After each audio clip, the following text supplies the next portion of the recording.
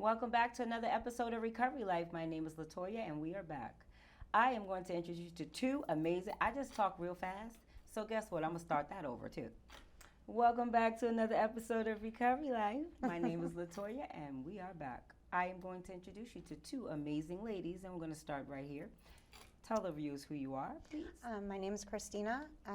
I just recently came out here to New London. I have about 6 months sober, and I came out here for my recovery. I had to get away. Thank you. And how about you, young lady? Hi, I'm Isis, and I'm new to New London. I'm about 2 months in, and I'm about 4 months clean, and I'm here also for my recovery as well. Well, welcome, ladies. Welcome. Thank you. So this is actually take two for us. So I'm going to start somewhere fresh, and then we'll make it back to where we were if that's God's will. Yeah. But so what I want to ask now is, what are some of the difficulties that you find in your recoveries on a day-to-day basis, things that you struggle with that you find are repetitive things? Who wants to take that? I'll go. Well, for me, it's dealing with the different attitudes that I have to deal with on a daily basis, the different personalities, shall I say. It's not difficult. It's a different kind of vibe, if I can say that, because, you know, everybody in the house has different personalities and stuff like that, and it's a constant thing every day, you know. It's a battle for me coming in because I'm not used to dealing with a lot of people on a daily basis, you know, so, yeah. Okay. How about you, Kristina? For me, it would have to be like the routine of normal life for somebody in recovery. Getting up and going to an actual job, having to deal with coworkers, the struggles of, you know, financial independence and having to pay for your own things, those kinds of things, along with, you know, what I have to do for my recovery, whether it be meetings, groups, individual counseling, whatever is necessary for me and my personal health. As a struggle, because I always tend to put everybody's needs before my own, and I'll lose sight of that. So keeping that in the forefront. I like that because I'd never forget how early recovery was for myself even, right? Even after being around 12 years, I still like to remember what that was like. So there's a lot of struggles that happen in early recovery, financially, stability, having your own, and what is that like when you really have to start from scratch and you really have to be humbled, ED, and do things that you normally wouldn't do, like take jobs that you normally wouldn't take? How difficult is that for that transition? I mean, I guess I'll start. You know, it's always scary when you have to come out and start looking for a new job. I tried to keep positivity. I recently had lost the job that I had for a little while, but the next day I got hired. With that being said, you know, it's scary, though it's scary because at that point I had just bought my car. I had to pay rent, I had to pay car payments, and I had no income. But I was kind of prepared for that. And I was able to reach out and use people that I know through my sobriety to help me in that time of need. So it was kind of, I would say, a reassuring thing, kind of instilled my faith, because I'm so used to always doing things alone. Always never having anybody have my back, and to see people come through for me in my time of need when I'm always the one that's putting other people first was huge. It meant a lot, more than they know. That's awesome, because not once did I hear you say you thought about using. No. Which means, you see what I mean? So what was it about? So that means that you have allowed yourself the opportunity to make it through life situations without using. Tell me what that was like the first time you realized you made a decision through a crisis, because you know everything could be a crisis. Breaking this nail right here could be a crisis. What was it like the moment you made it through a crisis without using? For me, it was a huge breaking point. It had happened before. I had been in a very similar situation last year. I had gone on a business trip. I lost my job. I moved to Houston. I got kicked out of the sober house that I was living in, and I used that as an excuse.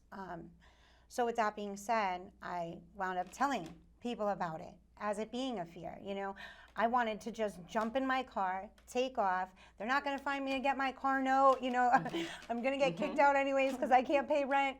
But I didn't, and I faced it. And by doing that, I received the help that I needed. And I was able to get a job and able to prove to myself that I'm able to do it. Thank you. I like that. Tell me something that creates the beauty of waking up in recovery. Giving my higher power the full authority over my life. If I didn't have God, I wouldn't be here, sitting here talking to you right now. I give him all the glory. I've been through a lot of rough times in my life, homelessness, relapse and all that and stuff like that. Near-death experiences, car accidents, everything. So I just thank God every day that I'm awake. Thank you. I'm definitely going to feed off of that. Tell me about homelessness. Well, it was very rough for me. I was 2 years homeless, a year and a half at the shelter, and I spent the other 6 months living from couch to couch, basically couch surfing, which wound me up in a park, in a tent. And that was the hardest thing and pill I ever had to swallow. I can say I actually put myself in a homeless shelter. My family, they wasn't with it, me being there. But, I needed a peace of mind, well, my own peace of mind. And it was very humbling for me because I've never had to sleep in a park in a tent. And that was my wake-up call because I was like, I don't want to live life like this anymore. And I just made that phone call, spoke to a case manager, and that was all she wrote. And I'm here, so. It takes a lot of surrender. So listen to both of you ladies. I just want to say how proud I am of both of you women for being able to help. You're going to help a lot of women with the things that you're saying because when they see you, they see two very put together beautiful girls, right? Yeah. They don't know the backstory, right? Yeah. And what it takes to get up out of bed every single day, right? Yeah. So how easy was it for either one of you can answer this, for you to not feel shame and guilt about decisions you've made during active addiction?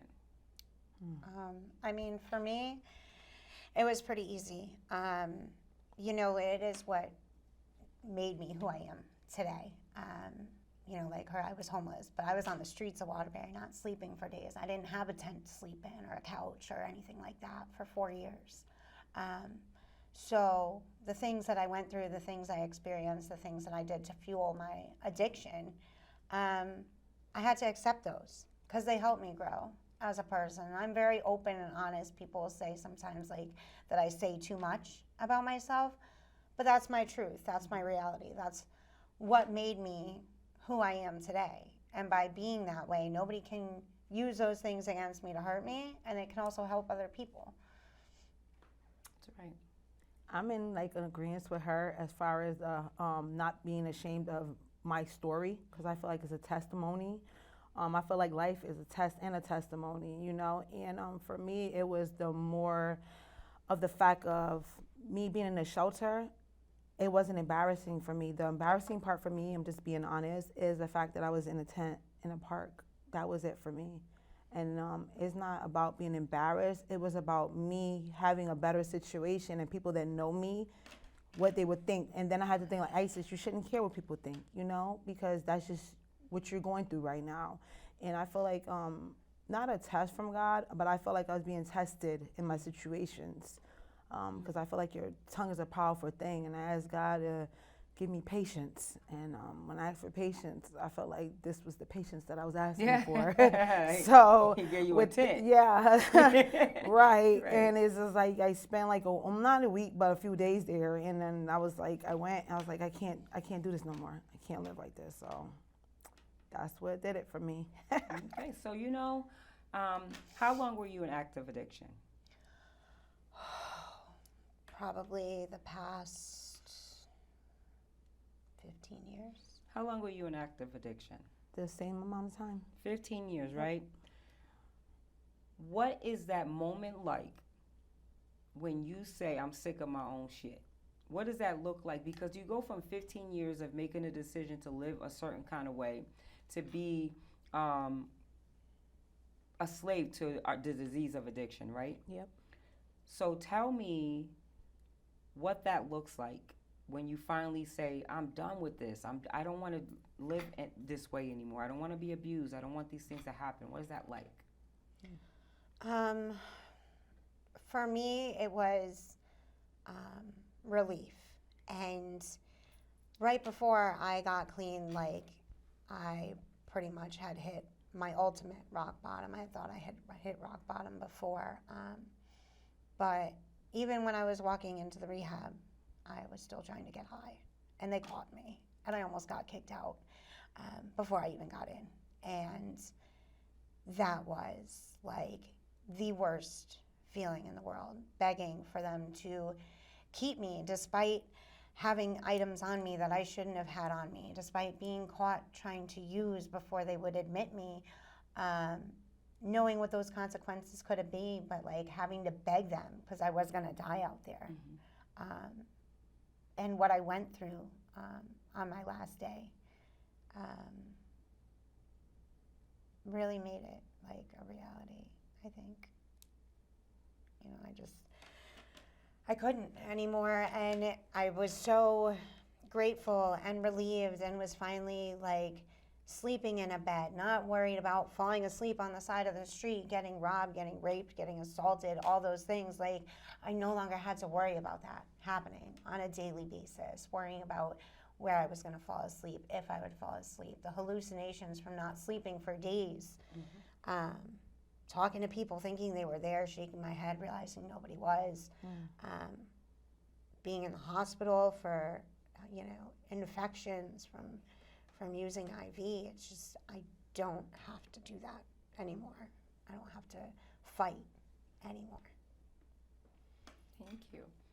How about you? What is that like for you when you finally said, what is this all for? Because I heard you very clearly say there was another whole life you could have been living on the other side that you chose not to do because you know those people wouldn't have wanted to see you living in that the way you were. So you chose to marry the disease of addiction as opposed to family life and all this stuff. What was that like when you made a different decision for yourself? Well, without getting emotional, about a year ago, my boyfriend committed suicide. And it was a very hard pill for me to swallow. You know, we were together for a while.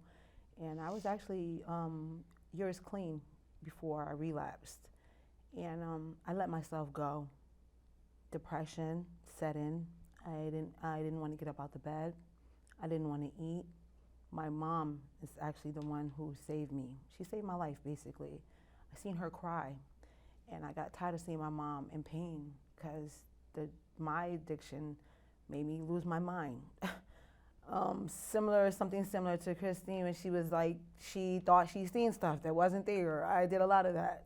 And I thought I was having episodes that I wasn't having, and I was just sitting there, like a lot for me. Me losing my best friend, my brother, two of my other friends, overdoses, and just too much things hitting close to home, where I was like, I don't want this for myself. I don't want to be 6 feet underground, you know? And my mother without a daughter, I'm her oldest, you know? And my sisters and brothers looking at me, being sad about me losing out on family functions and stuff like that. I was tired of all that. And here I am still getting high, and years later, passing me by before my eyes, and I'm still under the influence. I just got tired of living that lifestyle. Okay. A grateful addict won't use. That's the saying. A grateful addict will not use. I remember looking out of the window of, at the time, a sober house, and being grateful because it was a rain. You know that rain that's cold? It's like, it's not even just rain, it's cold rain. And I remember looking out the window and being thankful that I was not out there in that looking for one more. Have you ever had those moments where you were just like, you thought of something and you were like so grateful that you were not there anymore? For me, it kind of goes back to when I went into Waterbury, seeing the girls working the streets, driving up a road where I used to sit on abandoned, where I used to live in the abando that they knocked down, but sit on those steps and get high, and driving down that road and seeing people still in that same situation. Like, for me, at that point, I was 4, maybe 5 months into sobriety. I had a job, I had a car, I had a place to live. Like, the gratitude that I had and the realization, like, that was me 3 or 4 months ago, looking like that, living like that, desperate like that, made me so grateful. And the simple fact of just being able to be behind the wheel of my own car within 3 months was enough for me to be like, I can't go back. Can't go back. I got my kids back in my life now. I'm doing things right. And the sense of responsibility that I have, the fact that I can get along with people now. You know, I said this the other day, like, I never made it in a women's program or in a sober house more than a month. I was that combative and aggressive that I was always getting kicked out. So the fact that I get to see myself grow today and change and not be there, I'm just grateful for it. And I take that gratitude and I'll bring it back there. Like, hey, you know, you can do it too. This is a great rehab. You know, if you need me, call me, and helping other people in that way. See somebody homeless, I'll give them $1. I know what they're probably going to use it for, but I'm like, just so you know, I was there 2 months ago. This is what happened. To give them that hope, you know, show my gratitude for what's happened. And I can see the growth in you, like literally, just your body language, the calmness in you. There's a part of the surrender that the peace just shows in a person's presence, where you just like you feel like this is better than anything else. You know, you don't have to be rich. Your bank account could be on E. You know what I mean? You could be taking the bus, and you just feel so peaceful with just that, because nobody can take that from you. Peace is free. It's expensive to give it away, right? Very. Yes. What about you? Well, for me, it was the fact that I can talk to somebody sober-minded and have a conversation with them and be on the other side of the table talking to people about being sober, because I am sober and feeling good about it. Going around my mom, knowing that I'm not under the influence, or being around my nephews, because I know they love me sincerely, and just to make myself happy. For me, being at peace, knowing that my body's clean off of all the drugs and toxins that was killing me. So that made me happy. And I don't know, I'm a family-oriented person, and family means a lot to me and stuff like that. And knowing that I can pray to God, knowing that I'm okay now, and don't have to be worried about when I wake up where I'm gonna get the next bag from. Because my bag now is the real bag, is getting to the bag. So. Yeah. So that's it for me, you know, just living a normal life at peace. That's my peace, being sober. So I'm happy. And that's awesome. So they have many newcomers that come in, right? And whether they have 2 days clean or 2 months clean or 2 years clean, right? If they don't feel hope, what do you think their next step would be? So for me, it was going back to what was familiar, back to what I knew. For a long time, like, I wanted to fit in. Like I had said, you know, I didn't get along with females. I couldn't make it anywhere. But the people on the street were always happy to see me. I felt like I belonged there. They were my so-called friends. It wasn't until coming here and like being accepted, but it started with accepting myself. Like, I'm not trying to change for anybody. I'm not gonna, you know, feed into one than the others just so that people will like me. Like, I learned to like myself. And out on the street, I felt like other people liked me. I needed that outside validation, where today I get it from within. And by doing that, I do feel like I belong, like there is a sense of hope. Seeing people get in that door and watching them grow, people that have come in after me, the people before me, watching them leave and come back, you know, all of that gives me hope, which makes me stay. That's awesome. Well, for me, it's waking up every day, talking to my sponsor, talking to everybody that's been here longer than me, like yourself and other ladies that have more sober time than me, that gives me hope. You know, just having a lot of positivity around me, that's what gives me hope. And you know, it's never a give up situation, because I watch the words that I use, because my tongue is a very powerful thing, and I like, we do affirmations a lot, so that's what gives me a lot of hope too. I speak things into existence and stuff, so that's it for me. Yeah. That's a big deal, though. Yeah. Talking to yourself in a positive manner and believing that this is what can happen. Going on an interview and knowing that the job is yours, right? Knowing that, like, I got the interview only because that's just what they have to do, but this really was my job that I know is for me. Yeah. Literally, whenever I did that, the job was mine, you know? Yep. Because that's the 100%. mindset. Yeah. I wouldn't have even got this interview if it wasn't for it being for me, you know? Having faith that whatever it used to be like, it could be better, right? So even when you feel emotional and you feel disconnected from the world, and like I was saying earlier, there's going to be days where you're going to be like, F everybody. I don't want to talk to people. I don't want to be positive. I don't want to pray. I don't want to talk to God. I don't want to talk to my mama. I don't want to talk to my father. I don't want to talk to the dog. What are you going to do when that day? Has that day come yet? It's dipped its big toe. Okay, so tell me about the big toe dip. You know, so the other morning there was an instance, and like before I could even get like 3 steps down the stairs to get coffee, I had people jumping down my throat. And then somebody else jumped down my throat, and old me would have reacted. It was like, all right, cool, like whatever. But at that point, like, I wanted to just jump in the car and take off and be like, screw everybody, this, that, and the other. And same thing kind of with the past couple days. It's left me questioning some current situations and relationships that I have going on in my life. And at that point, it's like, who do I want to talk to about this? Who do I want to interject their opinion? Is their opinion valued? Is it even their place? And, you know, what's my part in it? And at that point, that's kind of where I picked up a bad habit of shutting down recently from somebody that's in my life. They'll shut down. So I kind of was like, fine, you're going to shut down, I'm going to shut down too, which has always been the wrong mentality for me. But I catch myself doing it.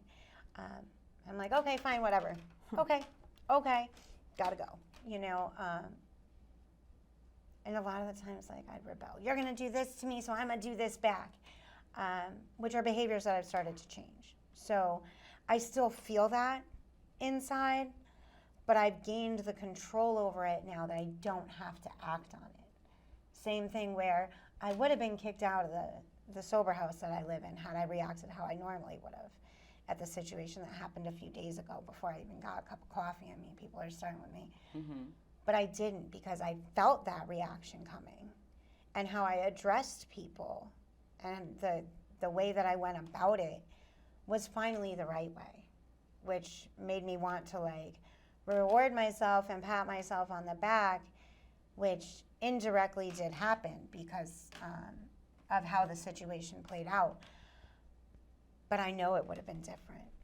So that was a huge, you know, had it not worked out how it did, had the tables turned and it not played in my favor, you know, I want what I want and I want to be right. And had I not been, it probably would have been a different situation. I probably would have left crying and taken off and wanted to shut everybody out. But, you know, later on that day, I saw one of the girls, like, hey, how you doing?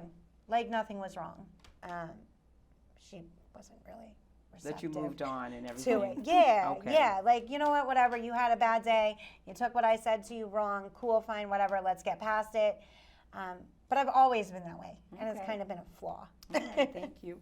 So tell me about a time where you're running down on the clock right now. So tell me about a time where you just didn't want to be bothered and you pulled it together. Oh man, I'm gonna be real with you. That's almost every other day. Okay. It's a lot. It's a lot I'm dealing with, and it's not bad a lot, but it's different a lot. Like I told you earlier, and just me waking up every day and just having to deal with the situations around the house. And like I said, living with a whole bunch of women, it's like a lot of hormones running around, you know? So me just getting up and dealing with the different attitudes and stuff every day, like I'm not even gonna lie to you, it was a point in time where I wanted to leave. Nobody knows that. This is the first time I'm even speaking on it and stuff like that. And I had to think about, well, if you leave, what's gonna happen? That was my biggest, you know? And me and God had a long conversation. And I was just like, you know, get it together, Isis, put your big girl drawers on and get it together. And I did, and I'm just happy that I did stay because I felt powerless over the situation and stuff like that. And you know what, because I'm not used to, I'm not gonna say attitude, dealing with attitudes. I'm just used to, like she said, having things my way. And I had to bow down and start asking for help because my thing is I keep a lot of things on the inside, and that's when I explode. I'm learning how to control the way I come about things. And I might seem a little rough on the edges. It's because I came from a family where we spoke loud. I'm, you know, Spanish, so we kind of loud, you know. So I'm learning how to deal with my emotions. And you're learning how to stand. Yeah. And that's great. Yeah, definitely. We're running out of time, so I got to wrap it up fast. But I just want to say to you ladies, the main thing that I took from that about the running thing is that both of you said you dealt with homelessness. And so whenever you get ready to make a decision based off emotion, remember those days. Because there's no days that's going to compete with that. Whether you have 90 roommates or 2. Think about that always. Think about, because the disease of addiction preys on people to tell you that you don't need this anymore. You don't need, what is this all for? It will talk to you and tell you that you're bigger than your moment and you're really not. Do you understand what I'm saying? Yeah. You got to remember how you got to where you got with this stability and this peace in your life. And most of the time it's going to be connected to your foundation, right? That's right. I thank you both for being here so much today. I appreciate you both. Thank you for having us. I'll get you guys again, okay? Definitely. Thank you so much for joining us on another episode of Recovery Life. Ciao.